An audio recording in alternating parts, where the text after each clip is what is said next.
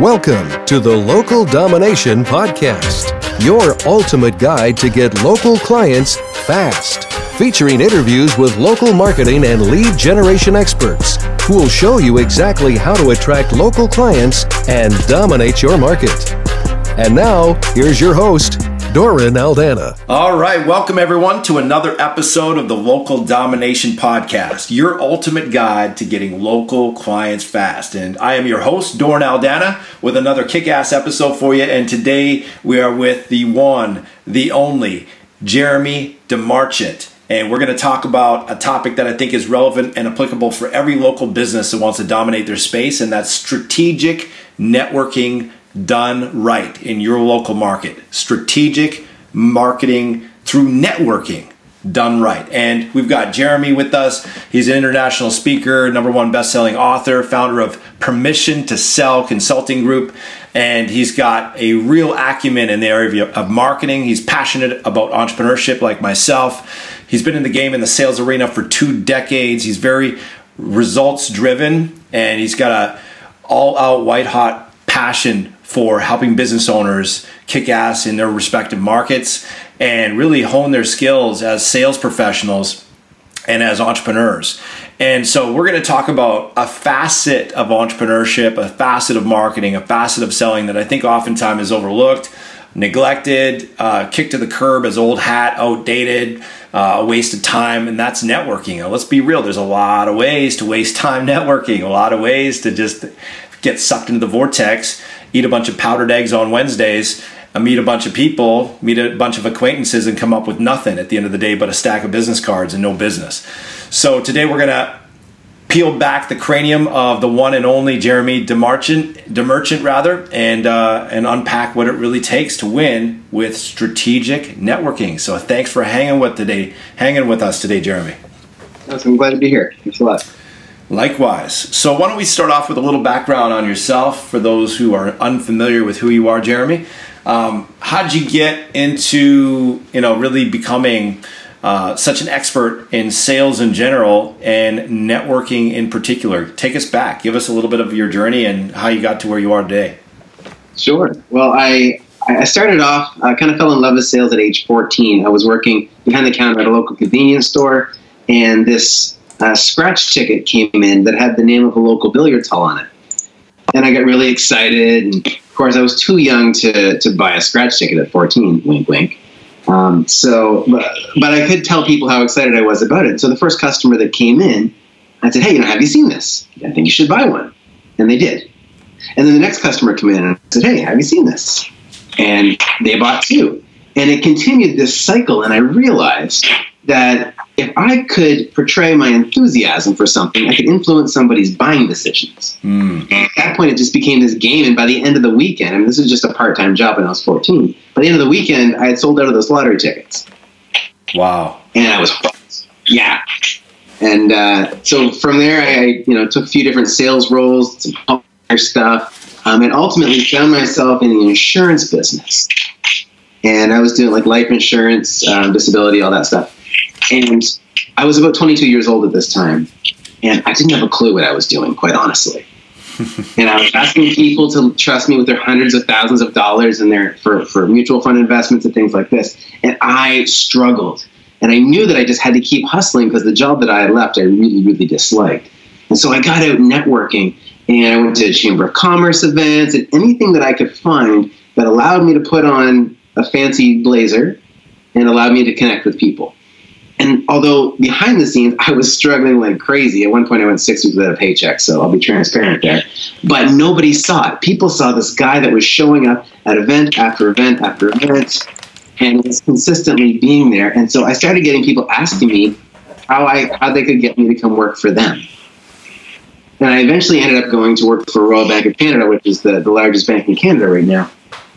But the one thing that I learned, I did not learn how to make money working for the insurance business. I learned how to network. And that was the greatest learning experience I could have had because it's positively impacted my entire career since.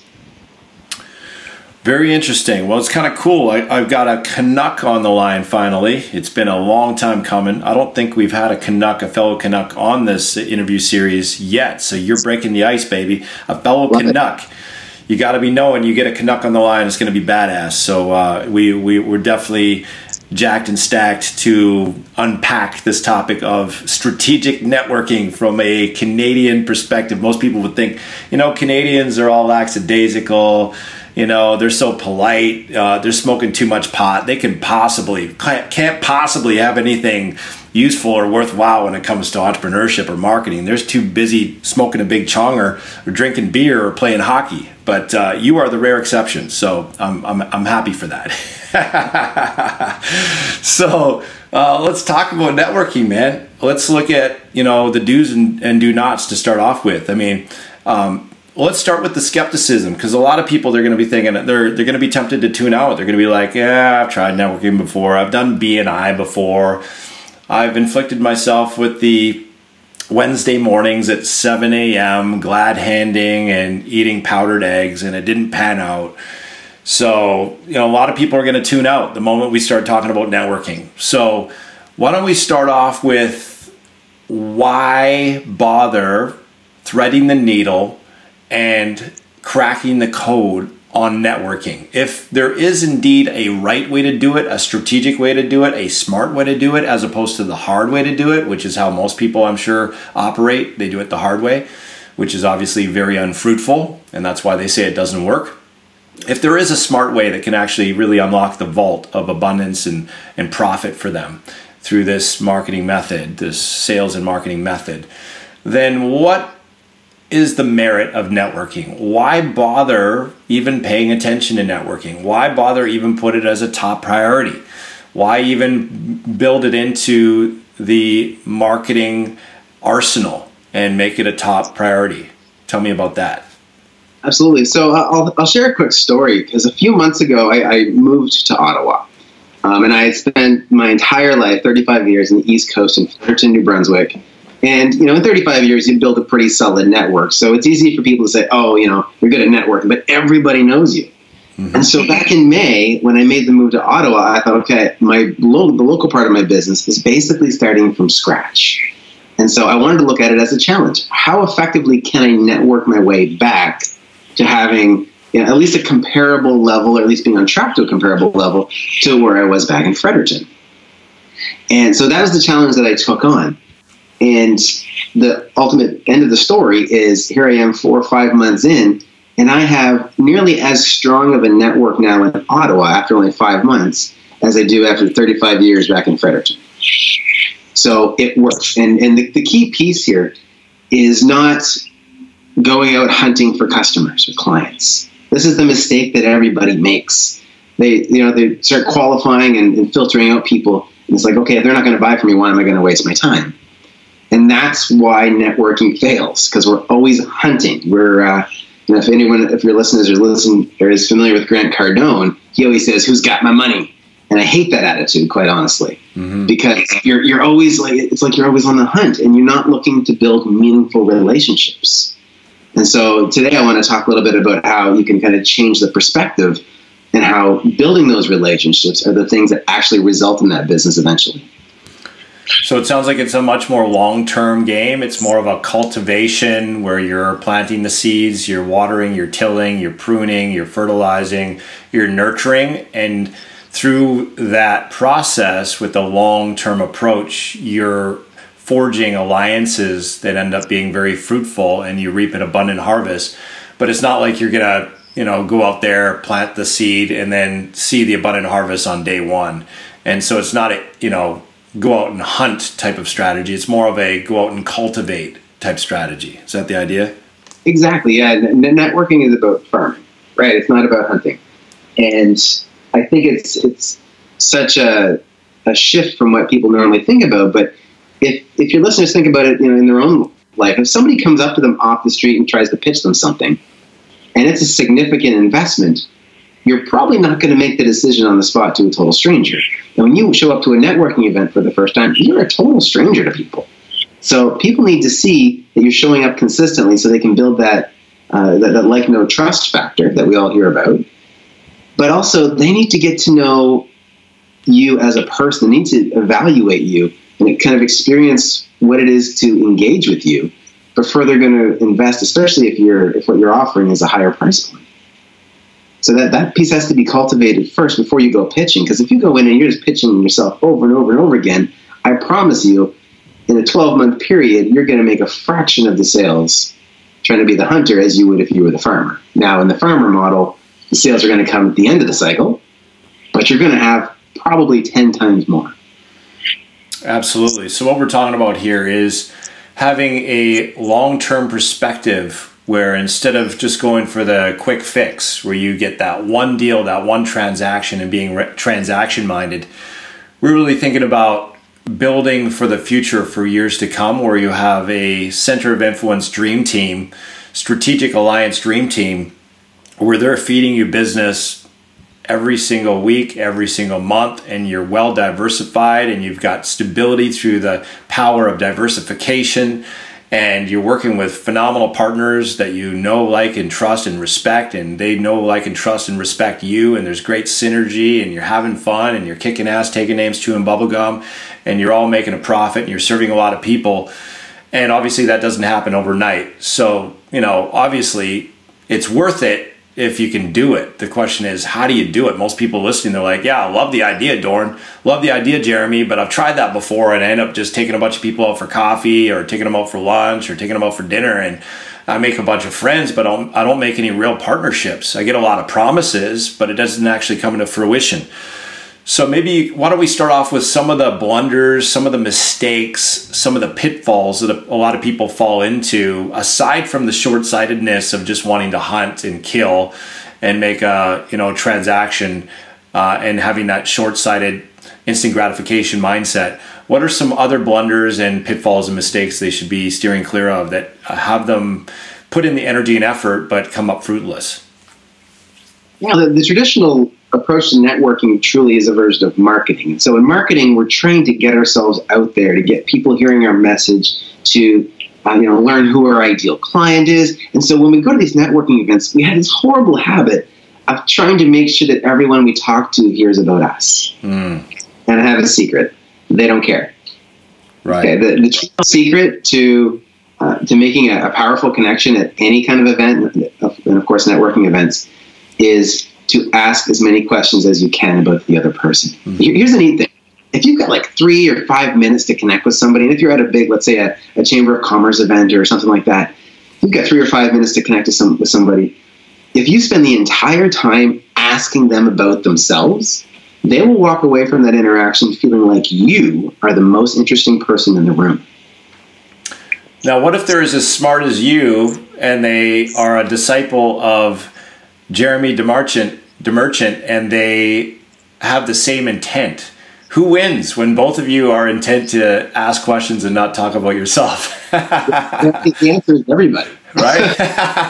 It's interesting. I was at a trade show booth just last week, actually, at a local networking event, and this gentleman came up to me who was involved in a startup company.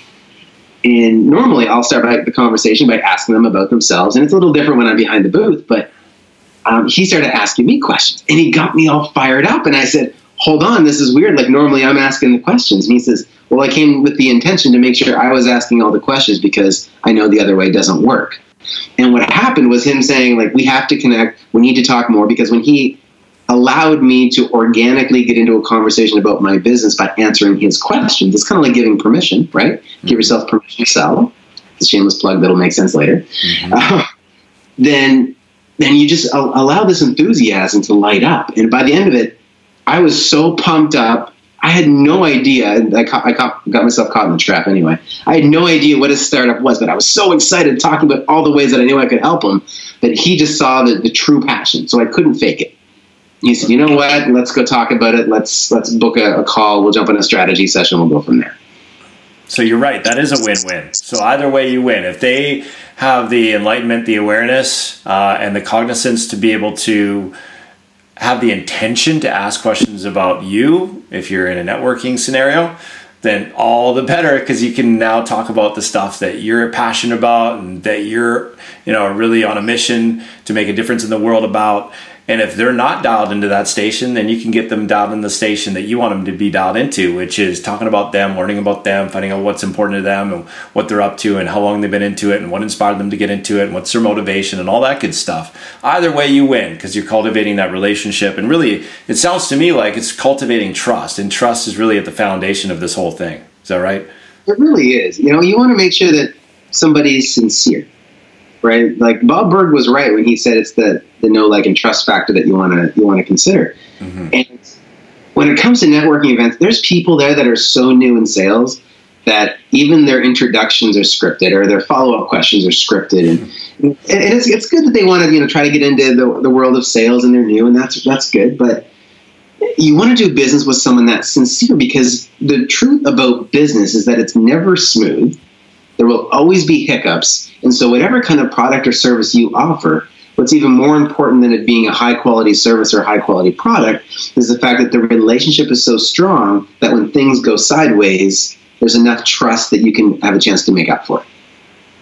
Absolutely.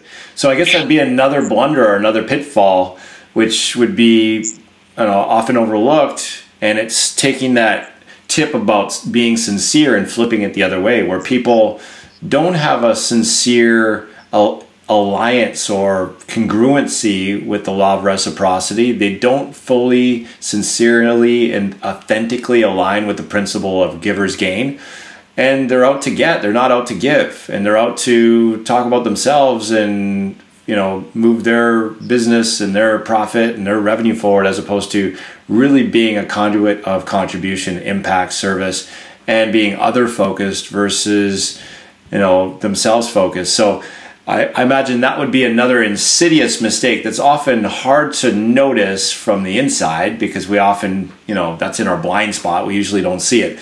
But if we're really honest with ourselves and asking ourselves, what's my real intent here? Is my intent to show up and to just talk about myself and have other people talk about me? Or is my intent to really learn about other people and be a real difference maker, be a real difference maker and a conduit of service and contribution, and really tune into other people's worlds and find out who other people are and how I can serve them? And that's something that's really hard to teach per se. You're either generous and wanting to make a difference in people's lives, or you're really just all about you. But chances are people who understand the law of reciprocity, understand that the more you give, the more you gain, will be ready to show up giving. And that's just a great reminder about that. So let's talk about some steps. Maybe like the top 5 steps in sequence. Let's say someone would say, okay, Dorn, all right, Jeremy, I'm ready to rock on this networking thing. You guys got me ignited, re-excited, and ignited about doing it. Where do I start? What's the first step? What's the second step? What's the third step? Walk us through maybe the top 5 most important steps from A to Z on how to execute effectively with networking in the local market. Perfect. Well, one, I would say go in with a goal, but not a goal of how much you want to sell or how much money you're going to make, but how many connections you want to make by the end of the evening or the afternoon or whatever. And this is really important because there's 2 ways that you can make connections at a networking event. You can have a lot of connections that are very shallow, or you can have a few that are really deep. And there's no right or wrong. And it really, in my opinion, depends on how much of a commitment it takes for somebody to buy your services. So as a sales consultant, I'm a significantly high investment. And so I want those lower number of deep relationships with the right people, because if the people I talk to aren't necessarily going to be ideal clients, they might know someone that is. And so I just want them to know how passionate I am about what I do, but more importantly, how passionate I can be about helping them no matter what even if their problem isn't necessarily in my vein of expertise. So set that goal for connections. Mm-hmm. 2, when you get into the conversation with somebody, ask all about them. Open-ended questions. Allow your next question to build off their last answer. I like to go what I call 6 layers deep. So if you think about an onion, ogres have 6 layers, right? Shrek reference there. You want to get in and figure out what's driving somebody, what their problem is. And most people go to these networking events and they're kind of protected, right? They don't want to let down that professional veil that they're kind of hiding behind. But if you ask enough open-ended questions, people will slowly start to see that you're sincerely interested, and you need to be sincerely interested. And they're going to start to share information that they probably wouldn't share with somebody that they felt like is just trying to sell them. And that's where you identify where the problem is. Because if I go up to somebody and say, how are the sales in your business? They're going to go, oh, things are good. I'll say, okay, what does good mean? Oh, well, I'm hitting the goals that I want to be, or I'm not, and I'm satisfied. Or they're going to come up with some really fluffy excuse to not tell me they need help with sales. The reality is almost everybody in business needs help with sales in some way, shape, or form. And I know that. So I would rather say, hey, tell me a little bit about your business. Let them open up, let them guide the conversation to the key pieces that are standing out for them, and then ask more questions, more open-ended questions. And I like asking questions like, why? Why is that important to you? And a comment is, tell me more about that. And it feels really awkward the first time because you're like, oh, this sounds scripted. But it's just a couple of questions. And when you ask them, people will end up just pouring their hearts out to you. So you also got to give yourself a bit of a time limit. I like to keep it 3 to 5 minutes per person and be really respectful and say, awesome, it was a pleasure to meet you. And then the next step that I'll share is how to step out of that. But did you have any specific questions around that piece before I move on? No, I think there's just really a spirit of genuine caring, curiosity, and concern that I can tell you embody as you go out and network. Really other focus, really, it's pretty hard to be an excellent networker if you hate people or if you don't like people. I mean, it's like, it's not gonna fly if you don't genuinely love people. And then that will translate into the questions you ask, like, how long you've been doing that for? What do you love most about what you do? What inspired you to get into the business? All these questions, they're all driven by genuine caring, curiosity, and concern. And I love that phrase, tell me more. Tell me more. What do you mean by that? Like that's solid. I love that. And that's a classic, perennially applicable sales question. Tell me more. What do you mean by that? And have people unpack what they're saying in more detail. So no, I think we nailed that one. So goal for connections. Ask questions. The person who is asking the questions is in control of the conversation. So asking those questions all about them. And then what? What's the next step? So the next step is the follow-up. So this is the part where we tend to seem to forget about it. And I'm not sure why, but I think it's because there's mainly not a regular process that we're taught. So what happens is you get into these deep conversations, and it might only be 3 or 5 minutes, but you've asked some really good, really deep questions, and the person you just spoke to has shared a lot of potentially personal or at least vulnerable information with you. And so you want to move on to make another connection, but you want to be respectful. And if there's some way that you can help them, you want to do that, even if it's not through them giving you money for some kind of service or product. So there's 2 things that I do for the follow-up pieces. One, ask how I can help them. And whether it's a connection they need, an introduction, something like that, I like to be the guy. Like someone says, oh, no, I got a guy for that. I want to be that guy. I want people to see me as the go-to guy when they need to be connected to somebody else. That makes me the hub of the networking community. So that's one. So don't make it about the sale. See what you can do for the person. 2, if there is something that comes up in that series of questions that you ask that brings a problem to the surface that you actually can help with, then I don't want you to leave that engagement until you book a follow-up. And so what that looks like is this. I would say, hey, Doran, it was great speaking with you. You mentioned that you were really looking to increase your exposure and convert some more people for sales. And I think that's something I'd like to learn a little bit more about and what that looks like in your business. And then I'm going to pull up my phone and I'm going to say, hey, do you want to jump on a phone call real quick, maybe Tuesday afternoon, say 2:30? Does that work for you? And you're going to open up your calendar and you're going to sit there in silence and let the person answer. And it usually will be yes, or they'll give you another time. But a 15-minute phone call is very unintrusive. Unintrusive. We'll go with that. But you don't have to have great grammar to be a good salesperson. That's right. Yeah, usually it works against you if you're too proper and too polished. Right, I've seen copywriters that purposely make spelling mistakes to get people to feel like they're human. So yeah, absolutely. It's the same way. But a 15-minute phone call has very little barrier, right? People don't have to leave where they are at that time. They could be in their office, they could be at home, they could be driving. It doesn't matter. They can take a phone call over Bluetooth or headphones or whatever.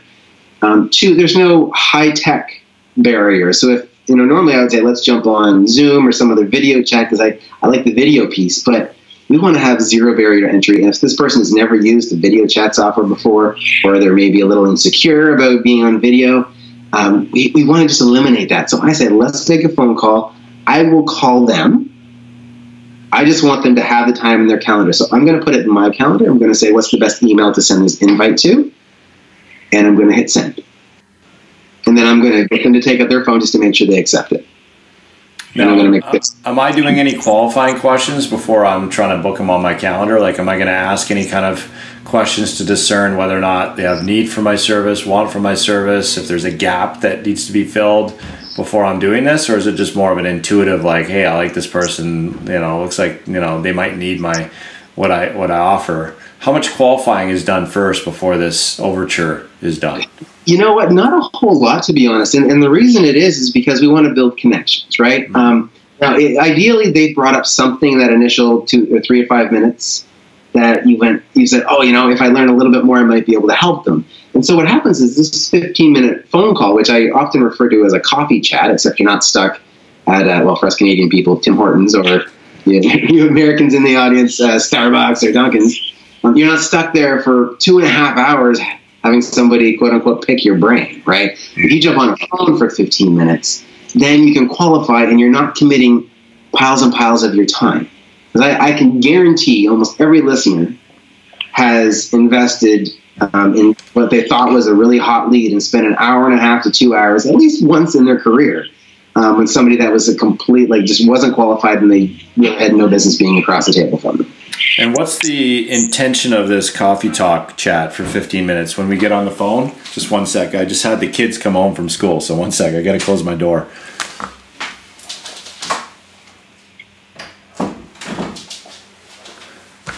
If you hear an unleashment, if that's a word, if you hear a bunch of cacophony and chaos unleash in the background, you can't say I never warned you.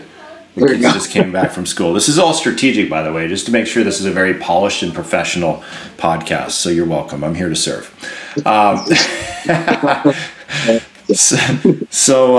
you can't say this is a real, live, raw depiction of real life on the front lines of capitalism. This is the real deal, baby.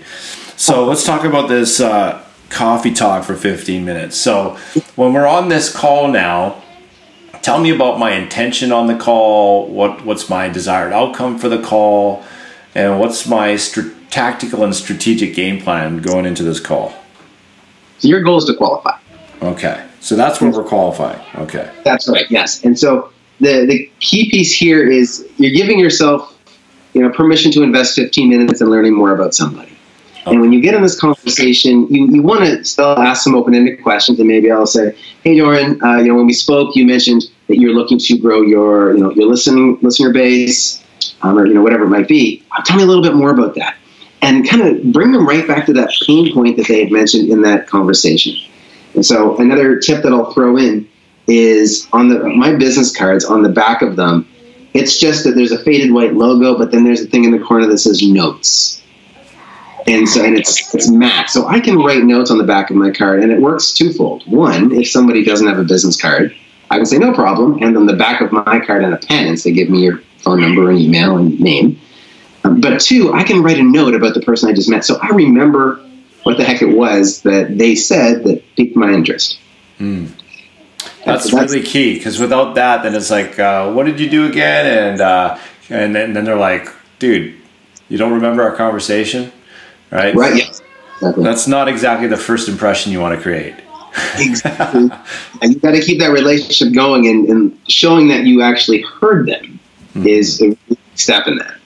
And so for this 15-minute call, all you're doing is taking them out of the busy, distraction-filled networking environment and saying, hey, we're going to have a one-on-one conversation to focus on your problem. And then, so again, whether it's you can solve the problem with offering them something, or you can solve the problem by connecting them with someone, that's kind of the direction you want to go, because even if at the end of this 15-minute call, you decide there's no appropriate fit, they're still going to know people that can use your services. And that's the beauty of networking, is we're all connected.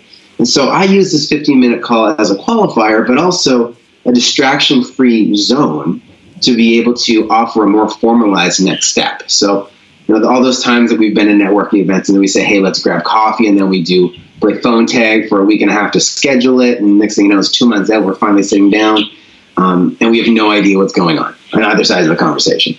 Well, this shortens it up quite a bit, and the coffee chat in this structure over the phone gives you permission to transition from the I'm going to call it the weirdness of a networking event, because you can't really go pitching cold, right? You just kind of seem like a jerk if you're to say, buy my services. That's one way to put it. Yeah, I could come up with other adjectives, but that's a good place to start. Yeah, exactly. Because you don't want to be, me.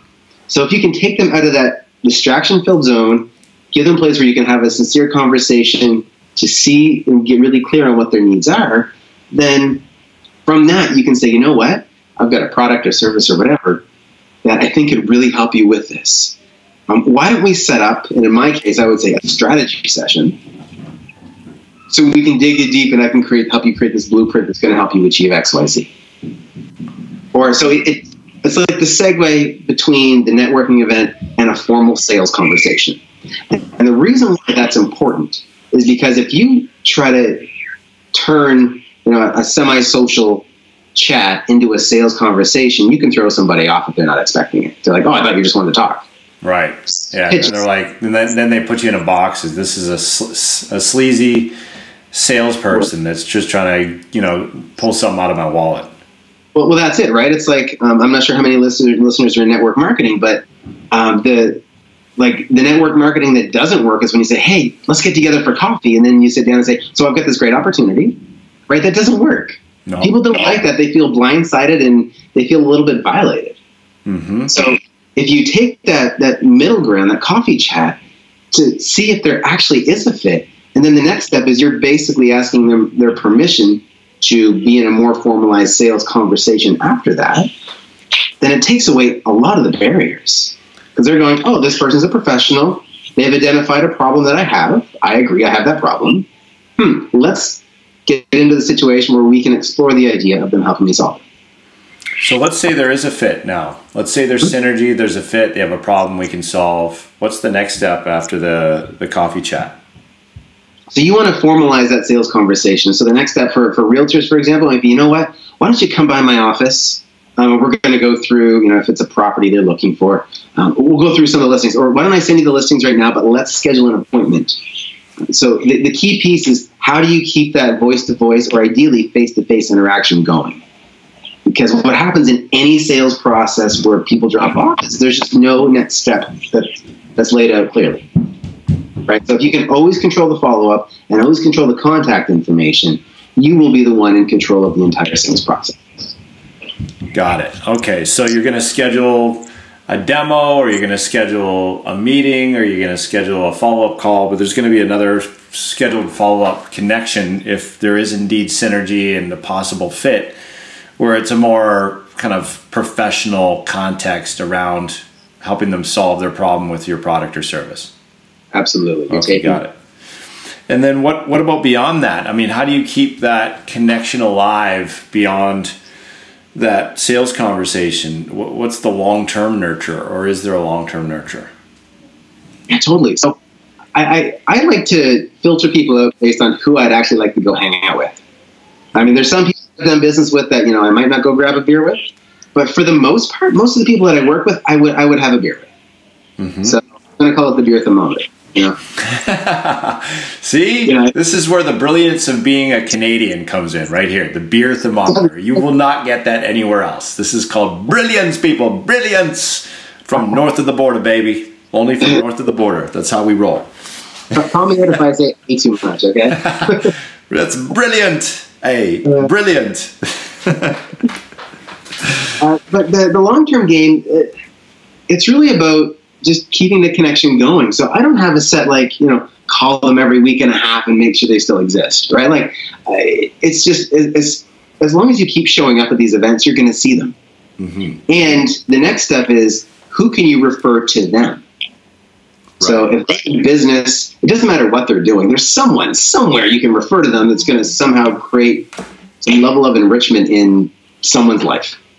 There's a lot of someones in that one sentence, but you can make those connections. And I'll give you an example. I joined this local networking group, and it's a lot of small businesses, tiny budgets, awesome people, but they wouldn't normally fit into the demographic that I would normally work in. And so I could have went, I don't know if I'm going to get business here. Never mind. Well, but what I did was I stuck around, continued to come every single week to this networking group, had a chance to share some of my experiences, got to position myself as an expert in the marketing and sales space. And so now they're coming to me with referrals, friends that they know that I need to talk to that need help with marketing or sales. They've actually made me the vice president of the club, which is good from a PR perspective.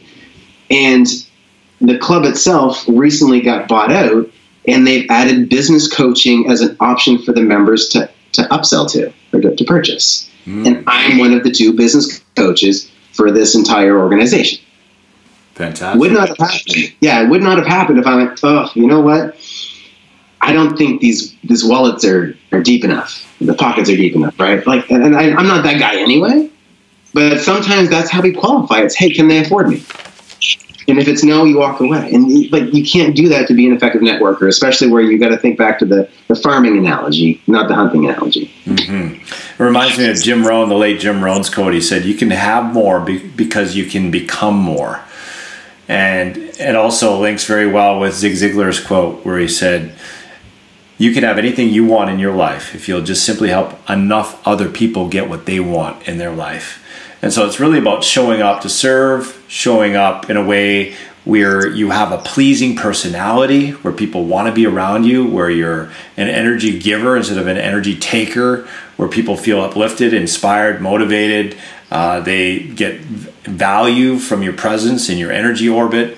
They get value from your referrals and your solution-mindedness and your creativity and your laughter and your love and your service and your impact and all this. It all emanates from who you are. And so really it sounds to me like the best networkers are really the best contributors, the best difference makers, the best value adders. Is that a fair assessment? Absolutely right. Yeah.